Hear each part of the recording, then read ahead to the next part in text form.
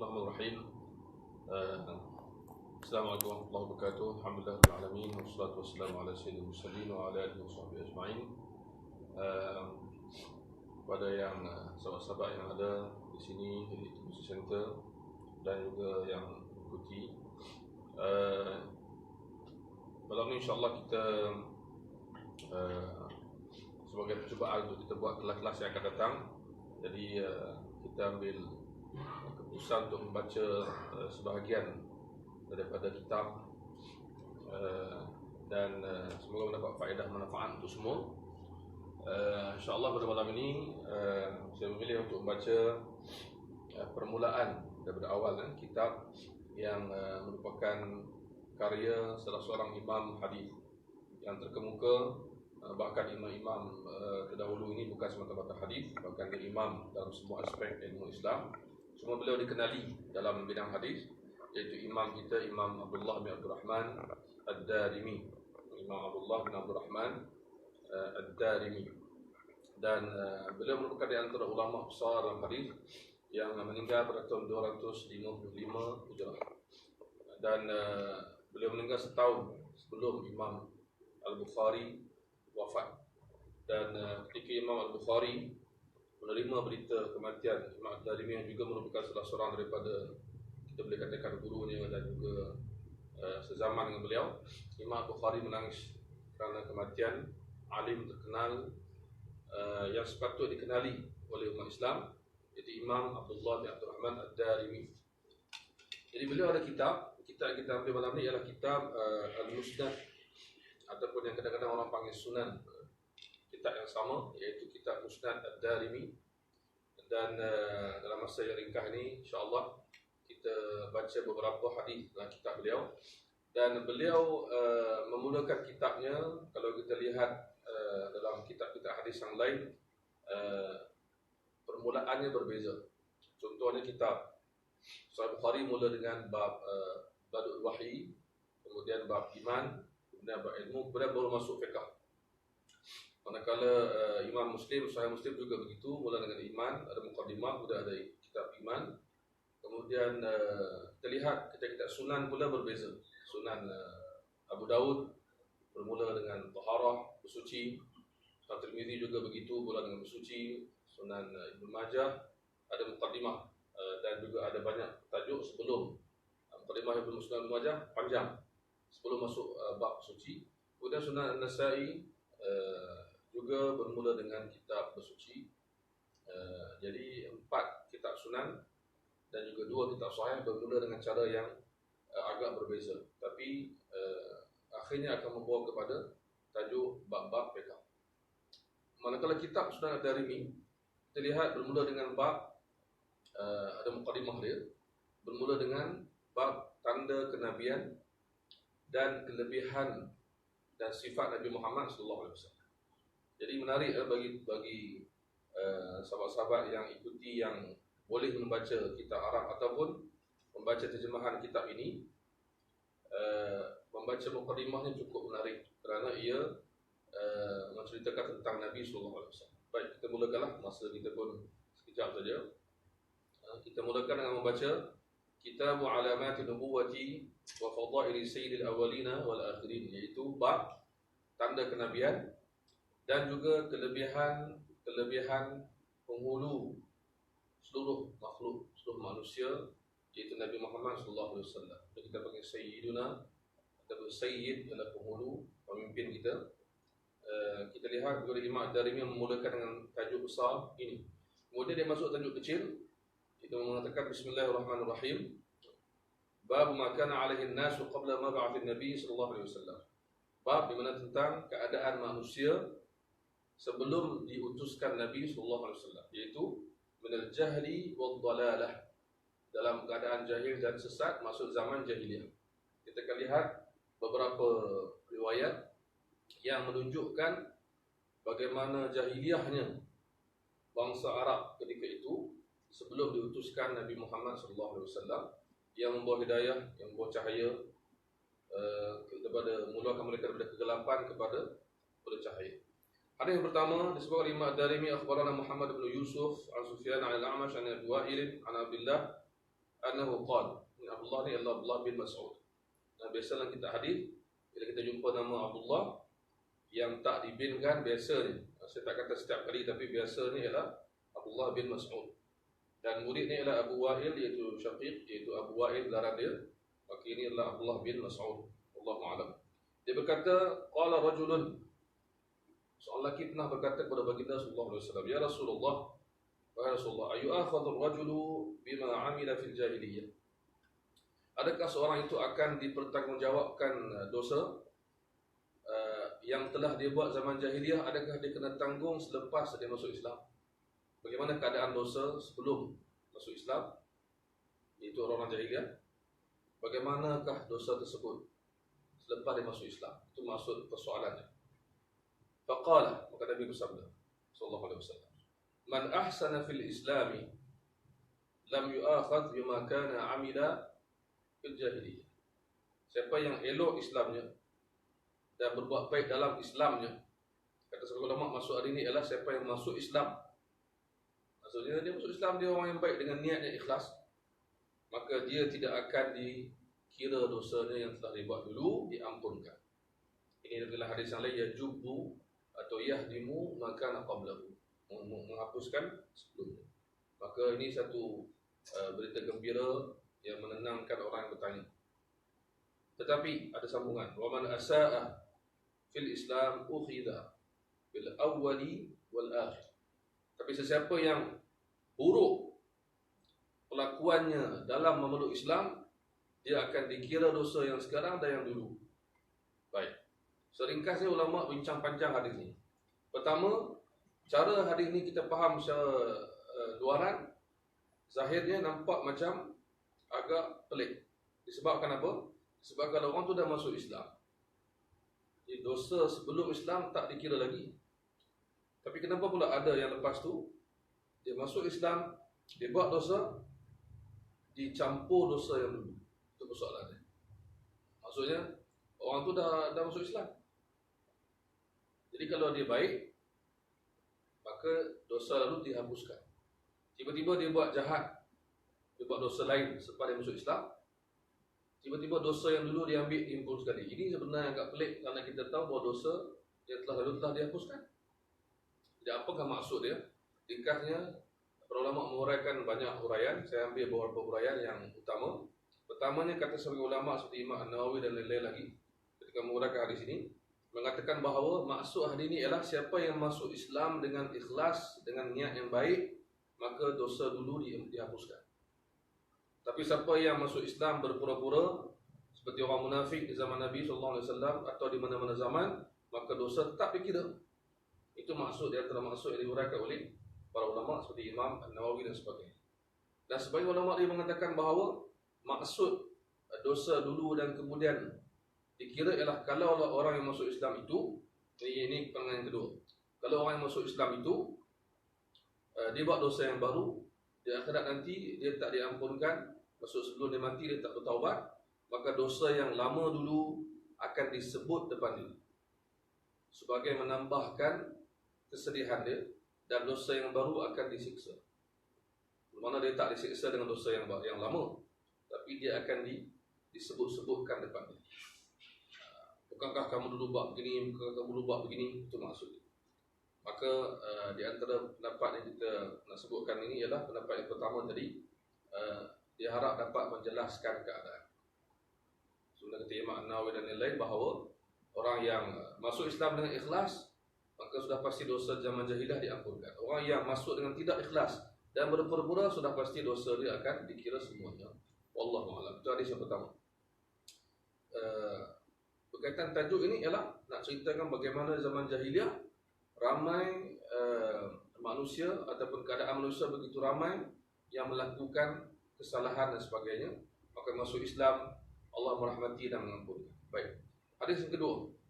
Kata Imam Ad-Darimi, akhbarana Al-Walid bin Nawdhr Al-Ramli an Mas'ar wa bin Ma'bad min Bani Al-Harith bin Abi Al-Haram min Nakhmin an Al-Wadin. Wadin nama rawi, Al-Wadin nama dia. Daripada Al-Wadin mengatakan bahawa anna rajulan atan Nabiyya sallallahu alaihi wasallam faqala, seorang lelaki datang jumpa Nabi sallallahu alaihi wasallam berkata. Ini cerita panjang ni, cerita ni tentang dosa yang dia pernah buat zaman jahiliah. dia datang meluahkan kesedihannya kepada Nabi SAW. So lihat akhlak Nabi, mendengar luahan itu dan memberikan semangat dan harapan kepada orang tersebut. Kita lihat apa yang berlaku. Dia kata, wahai Rasulullah, ya Rasulullah, inna kunna ahla jahiliyatin wa ibadati awthan. Wahai Rasulullah, kami dulunya orang jahiliyah, penyembah berhala.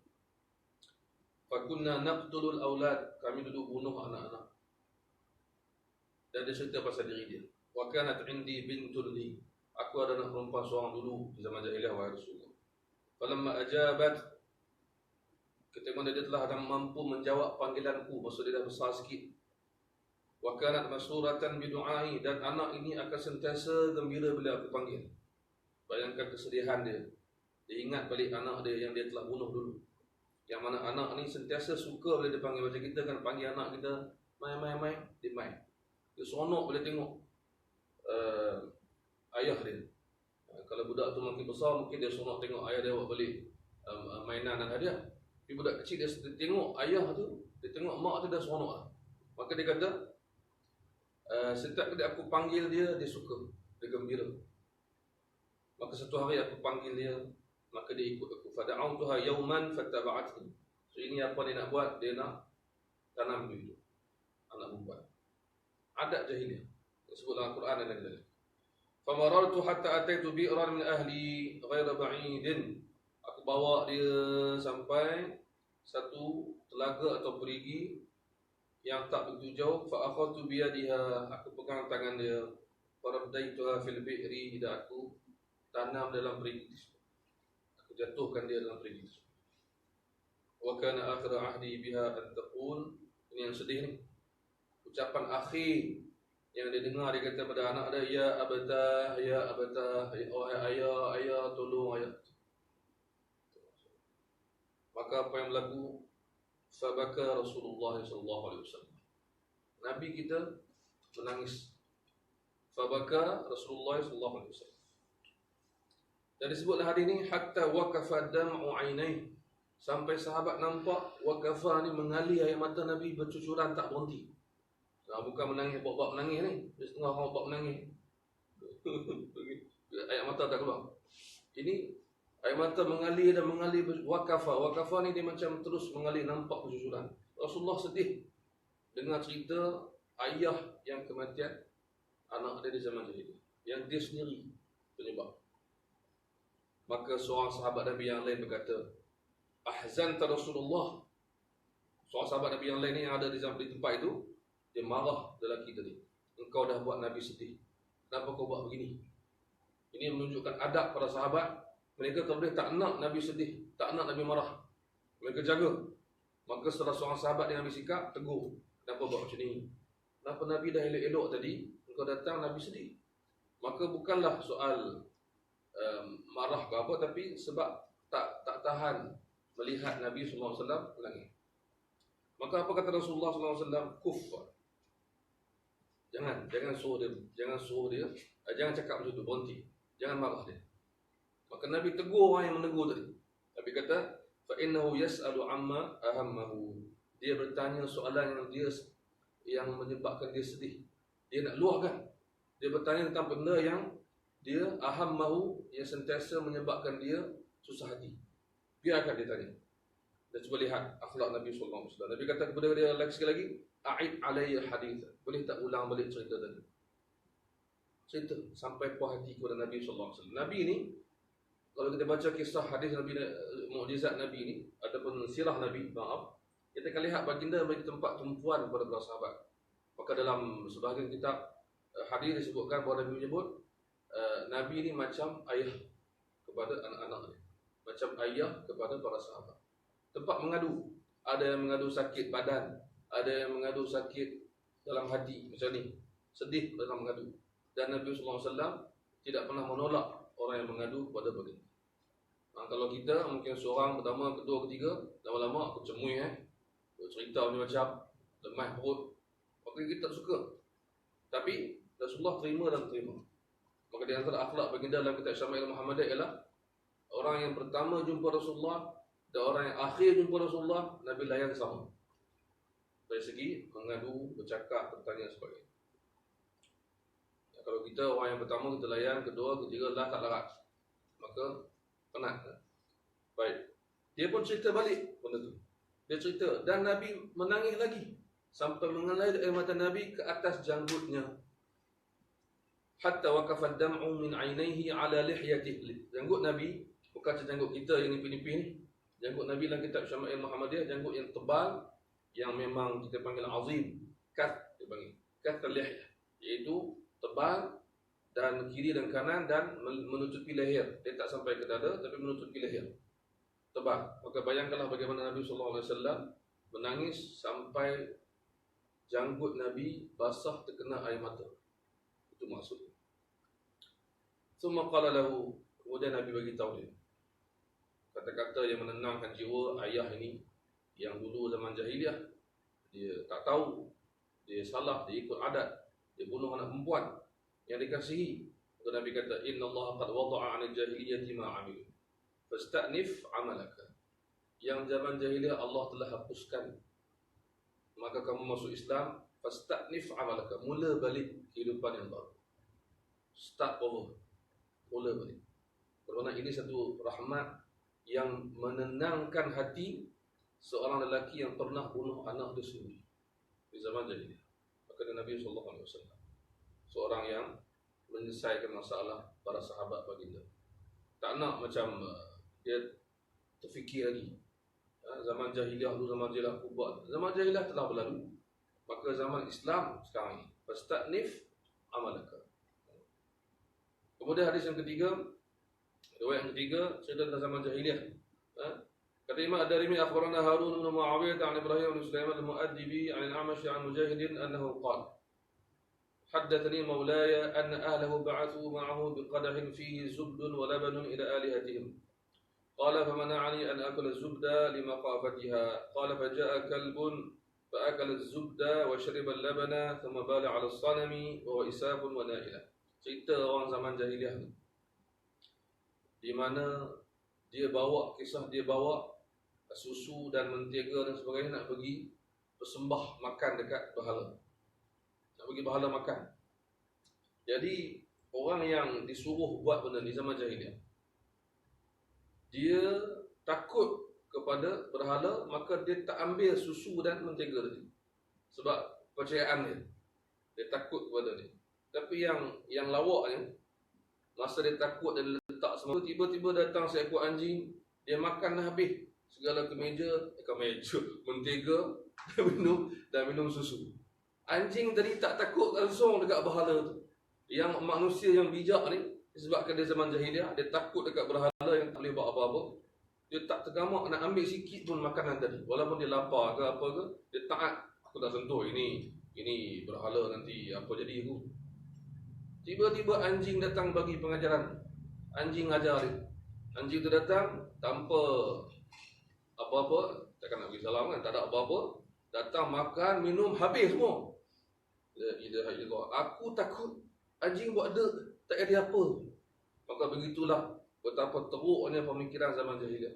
Anjing lebih pandai dan lebih bijak daripada manusia tadi. Yang takut kepada batu, berhala. Kemudian anjing ni tak takut sebab dia seteruk-teruk anjing ni, dia tahu berhala tak boleh buat apa.